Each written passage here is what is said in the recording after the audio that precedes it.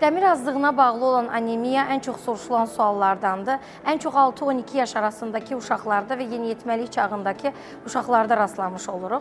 Biz bilirik ki, dəmirin sadəcə 10% bağırsaqdan əmilmiş olur və bunun qarşısını almaq üçün təbii ki, yediklərimizə bu zaman diqqət eləyəcəyik ki, dəmirdən zəngin olsunlar.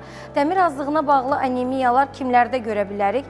Parazitar xəstəliyi olanlarda, böyümə və inkişafı geri olan uşaqlarda, allergik uşaqlarda, xroniki xəstəliyi olan uşaqlarda daha çox rast gəlmiş oluruq.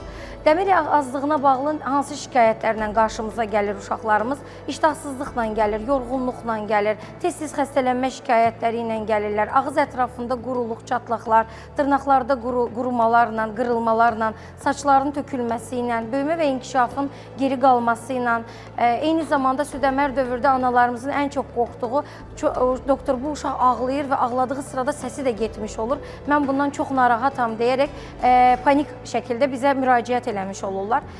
Bunun qarşısını necə ala bilərik? Təbii ki, yediklərimizə diqqət etməmiz lazımdır. Tərkibində dəmir oranı yüksək olan qidalarla qidalanmamız lazımdır ki, ən çox dəmir qırmızı ətdə var, balıqda var, yumurtada var, eyni zamanda paxlalardan mərciməkdə var, lobyada var, çərəzlərdən kenjuda var, fıstıqda var, eyni zamanda quru meyvələrdən də üzümdə ən çox rastlamış oluruq. Qara qurudulmuş alçada görmüş ola bilərik ki, yumurtanı bol-bol tüketmələrini və tünd yaşıl yarpaqlı meyvə və tərəvəzlərdən daha çox istifadə eləməklərini, məsələn, ispanaqda dəmir tərkibi daha çoxdur ki, istifadə eləməklərini önərirəm.